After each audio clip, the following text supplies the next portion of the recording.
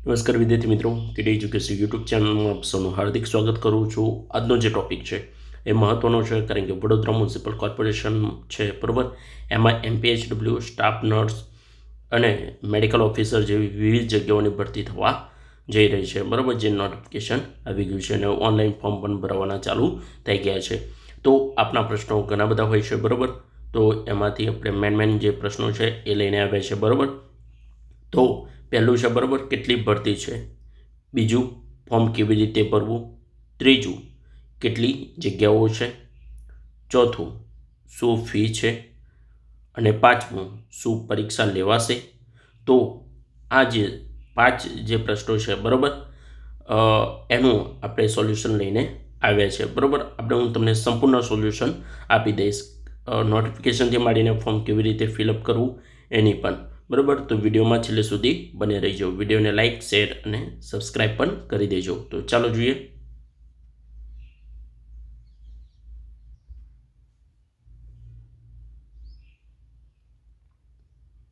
તો મિત્રો, પહેલાં તમારે ગૂગલ ક્રોમમાં આવી જવાનું છે, બરાબર, સર્ચ બારમાં. અને સર્ચ બારમાં તમારે સર્ચ કરવાનું છે, બરાબર, વીએમસી તમે સર્ચ કરશો, બરાબર મિત્રો. વીએમસી સર્ચ કરશો ત્યારે તમને એની જે ઓફિશિયલ લિંક છે, બરાબર, એ જોવા મળશે. અહીંયા તમે જોઈ શકો છો. તો એના પર તમારે ક્લિક કરવાનું છે. ક્લિક કર્યા બાદ તમારે એનું જે હોમ પેજ છે, બરાબર મિત્રો, એ જોવા તમને મળશે, વડોદરા મ્યુનિસિપલ કોર્પોરેશન. તો અહીંયા તમે જોઈ શકો છો, બરાબર. તો વન બાય વન તમને હું સંપૂર્ણ માહિતી આપીશ, બરાબર. તો વિડીયોમાં છેલ્લે સુધી બન્યા રહેજો. હવે આપણે પહેલું છે, બરાબર મિત્રો, રિક્રુટમેન્ટમાં તમારે જવાનું છે.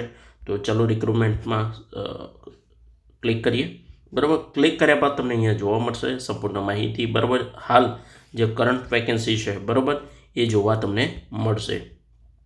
તો અહીંયા તમે જોઈ શકો છો, બરાબર, કરંટ વેકેન્સી જે મેડિકલ ઓફિસર છે, બરાબર, સ્ટાફ નર્સ છે, MPW છે અને સિક્યુરિટી ગાર્ડ છે, જે 4 પોસ્ટની ભરતી થવા જઈ રહી છે. તો એમનું આપણે સંપૂર્ણ માહિતી લઈશું અને લાસ્ટમાં તમને એપ્લાય કેવી રીતે કરવું એ પણ હું માહિતી આપી દઈશ. પહેલાં હું તમને જે પ્રશ્નોના જવાબ છે એ તમને હું આપી દઉં. તો ચાલો જોઈએ. તો વ્યૂ ડિટેલ્સ, બરાબર મિત્રો, વ્યૂ ડિટેલ્સમાં તમારે PDF ડાઉનલોડ કરવાનું રહેશે, બરાબર. તો ચાલો ડાઉનલોડ કરીએ. ડાઉનલોડ કરશો ત્યારે તમારે ફાઇલ, બરાબર, એ ડાઉનલોડ કરી દેવાની છે.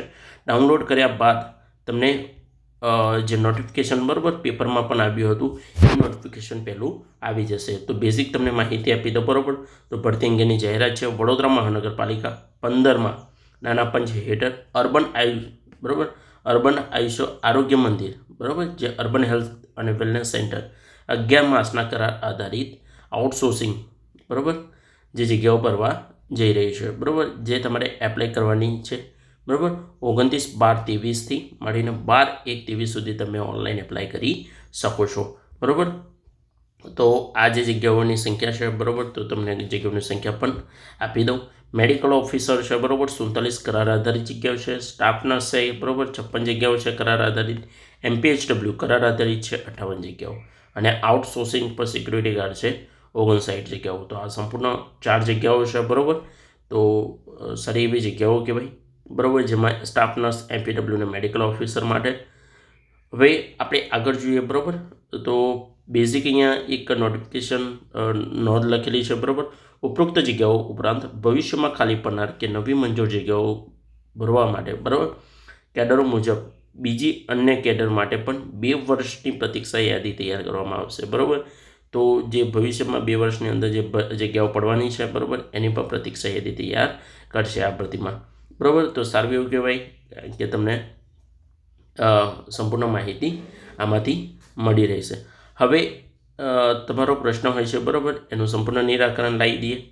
તો મેડિકલ ઓફિસર છે, બરાબર, એ 47 જગ્યા છે, બરાબર. એમાં તમને ખબર છે કે MBBS ને ગુજરાત મેડિકલ કાઉન્સિલની એ 70,000 સેલેરી છે. સ્ટાફ નર્સ કરાર આધારિત છે, 56 જગ્યા છે. તમારું BSc નર્સિંગ, બરાબર, અથવા તો તમે ડિપ્લોમા એટલે કે GNM કરેલું હોવું જોઈએ, બરાબર, જેમાં 13,000 સેલેરી છે.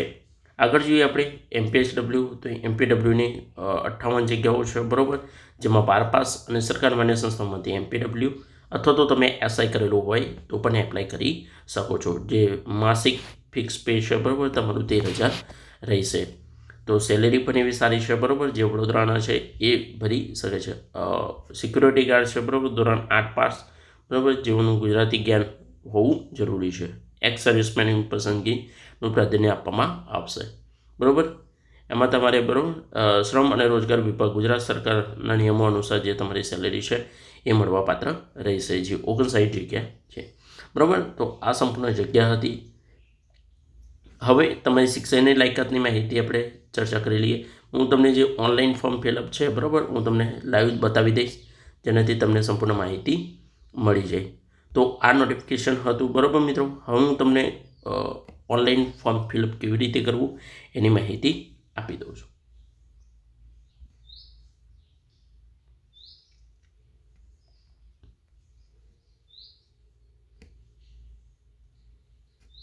તો ચલો મિત્રો જોઈએ. તો MPSW, બરાબર, હેલ્થ મેન ઓફિસ, બરાબર, જે તમારી PSC CSC પર હોય એ ઓનલાઈન, બરાબર, એપ્લાય ઓનલાઈન લખેલું છે, તેના પર તમારે ક્લિક કરવાનું છે. ક્લિક કરશો, બરાબર. તો ચલો આપણે ક્લિક કરીએ. ક્લિક કરશો ત્યારે એનું જે એપ્લિકેશન ફોર્મ છે, બરાબર, એ જોવા મળશે. અહીંયા તમે જોઈ શકો છો, બરાબર, એપ્લિકેશન 455, બરાબર. તો એ તમે જોઈ શકો છો. અહીંયા તમારું ફર્સ્ટ નેમ છે, બરાબર. તમારું ફર્સ્ટ નેમ અહીંયા નાખવાનું છે. હવે જે આધાર કાર્ડની ડિટેલ્સ છે એ જ નાખવાનું છે, બરાબર મિત્રો. કુમાર છે, ભાઈ છે, કે એ સમથિંગ જે બી આધાર કાર્ડમાં હોય એ જ નામ અહીંયા નાખજો, બરાબર. તો તમારો ફર્સ્ટ નેમ જે બી છે એ, બરાબર, તમારા જે હસબન્ડ અથવા તો ફાધર નેમ, બરાબર, તમારી સર નેમ નાખવાની છે, મધર નેમ નાખવાનું છે, બરાબર, મેલ ફિમેલ, બરાબર, અને તમારું જે મેરિજ સ્ટેટસ છે, મેરિડ અનમેરિડ, બરાબર. તો એ રીતે તમારી કાસ્ટ, બરાબર, ST SC OBC લાગતી હોય એ નાખી દેવાનું છે, બરાબર. અને અહીંયા તમારે કાસ્ટ ઇસ્યુ, બરાબર, તમારું જે સર્ટિફિકેટ છે ક્યાંથી ઇસ્યુ થયું છે, બરાબર, તો એ તમારે નાખી દેવાનું રહેશે. હવે તમે મિત્રો વડોદરા મ્યુનિસિપલ કોર્પોરેશનના એમ્પ્લોય છો, બરાબર. તો અહીંયા તમે યસ ક્લિક કરી શકો છો. એના સિવાય, બરાબર, નથી તો ક્લિક કરવાની જરૂર નથી. અહીંયા તમારી બર્થ ડેટ નાખવાની છે, બરાબર. તમારે બર્થ ડેટ નાખી દેવાની છે અને અહીંયા તમને, બરાબર, યર એલિજિબલ બતાવી દેશે. અહીંયા તમારી ડિટેલ્સ છે એ આધાર કાર્ડ પ્રમાણે નાખજો, બરાબર. કોન્ટેક્ટ ડિટેલ્સ છે, તમારું એડ્રેસ તમારે કમ્પલસરી આધાર કાર્ડ પ્રમાણે નાખવાનું છે. તમારું વિલેજ, સિટી, બરાબર, state, pin code number, mobile number હોય તો તમારો મોબાઈલ નંબર, ફોન નંબર હોય તો ઈમેલ આઈડી અવશ્ય મિત્રો નાખજો, બરાબર. ઈમેલ આઈડી જરૂરિયાત રહે છે. નેશનાલિટી તો ઇન્ડિયન, બરાબર. અહીંયા તમારે જ્યારે ફિલઅપ કરવો છો અને તમારું આ જ એડ્રેસ જ્યારે પરમિનન્ટ હોય છે, બરાબર, તો અહીંયા તમારે ક્લિક કરવાનું રહેશે, બરાબર, એડ્રેસ પર. તો અહીંયા તમે ક્લિક કરશો ત્યારે ઓટોમેટિકલી એડ થઈ જશે, બરાબર. અથવા તો તમે તમારું પરમિનન્ટ એડ્રેસ બીજું છે તો અહીંયા તમે ફિલઅપ કરી શકો છો. હવે આપણે જોઈ લઈએ, બરાબર, કેવી રીતે આપણે ક્વોલિફિકેશન ને એ બધું ભરવાનું. તો અહીંયા તમે જોઈ શકો છો, બરાબર. તો અધર ડિટેલ્સમાં જોઈ લઈએ તો તમારું પ્રૂફ આપવાનું છે, બરાબર, આઈડેન્ટિટી પ્રૂફ, જેમાં તમે આધાર કાર્ડ, બરાબર, અથવા તો તમે પાન નંબર કે પાસપોર્ટ કે ગમે તે એ ક્લિક કરીને તમે તમારો અહીંયા નંબર છે, બરાબર, અહીંયા નાખવાનો રહેશે. એ નાખ્યા બાદ તમારે મિત્રો થોડું સ્ક્રોલ કરવાનું છે અને અહીંયા તમને તમારું જે એજ્યુકેશન ક્વોલિફિકેશન ડિટેલ્સ છે એ જોવા મળશે. હવે તમારે અહીંયા એક ઓપ્શન જોવા મળશે, બરાબર મિત્રો, એડ મોર છે, બરાબર, ઓપ્શન જોવા મળશે. તો 10માનું, બરાબર, તમે 10માની ડિગ્રી નાખ્યા બાદ તમે અહીંયા એડ મોરમાં ક્લિક કરશો, બરાબર. જ્યારે તમને સ્ક્રોલ કરશો ત્યારે તમને અહીંયા 12માનું પણ જોવા મળશે. એવી રીતે તમે, બરાબર, 10માનું, 12માનું, એના પછી તમારે, બરાબર, ગ્રેજ્યુએશન, તો માસ્ટર ડિગ્રી, અને એના બાદ તમને અધર ડિટેલ્સ જોવા મળશે. હવે તમને અધર ડિટેલ્સમાં શું શું ભરવાનું છે, બરાબર, એ પણ હું માહિતી આપી દઉં છું.